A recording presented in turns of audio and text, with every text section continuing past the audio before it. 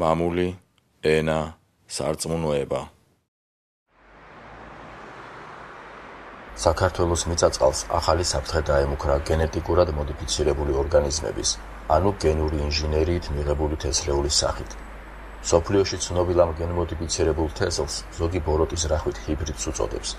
არც ქება დიდებას იშურებს და არც ხრიკებს აკლებს მის გავრცელებას, იძულების გზასაც კი მიმართავს.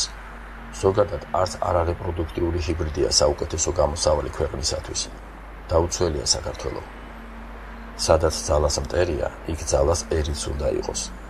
გარდა იმისა, რომ გენმოდიფიცირებული საკვები ცხოველებსა და ფრინველებში სხვადასხვა დაავადებას აჩენს, ის გადაგვარებასაც იწვევს. აღინიშნება განუვითარებელი თაობები.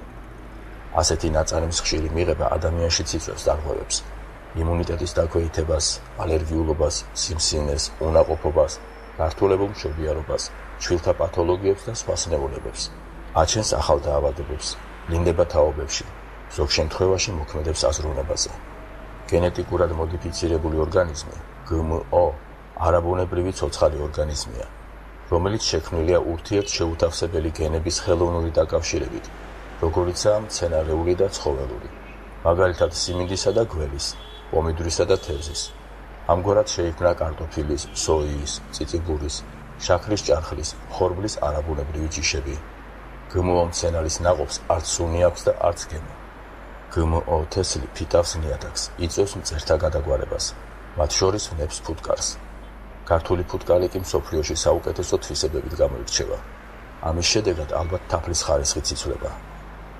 GMO მცენარე ძლიერ მოქმედი ქიმიკატების გარეშე ვერ იძლევა მოსავალს. ეს შხამები ნაყოფშიც აისახება. ამასთანავე ხანგრძლივი დროით რჩება ნიადაგში და წამლავს მას.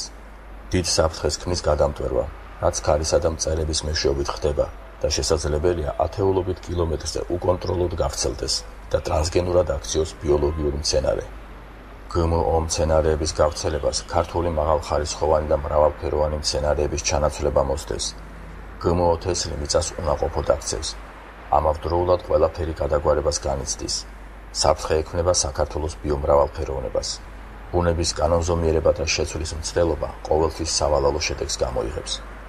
მსოფლიოს ბევრი მეცნიერი და საზოგადოების ნაწილი მიიჩნევს, რომ GMO თესლის გავრცელება გამოყენება აგროტერორიზმია, რომის ფსიქოტროპული და ბიოლოგიური იარაღია. GMO-ს შეუძლია ფერმერთა გაკოტრება, შიმშილობისა და სიკვდილიანობის გამოწვევა, მოსახლეობის რაოდენობის რეგულირება. ის მართვადია. GMO მცენარეები გავლენას ახდენენ სამკურნალო მცენარეებზეც, რომლებიც სულ სხვა შედეგის მომცემი ხდებიან. GMO თესლიდან აღმოცენებული მცენარე სათესლად გამოუსადეგარია, ანუ მოსახლეობა მუდმივად ვიღაცის კეთილნებაზე დამოკიდებული ხდება. ამგვარად ნადგურდება ჩვენი მიწა-წყალი და უდიდესი საფრთხე ექმნება ქვეყნის მომავალს. დაგმე GMO, ნუ გააკარებ მას ქართულ მიწა-წყალს. პაპის ნაჭამმა ტყემალმა შვილიშვილს მოსჭრა კბილიო. ხალხური. მამული, ენა, სარწმუნოება.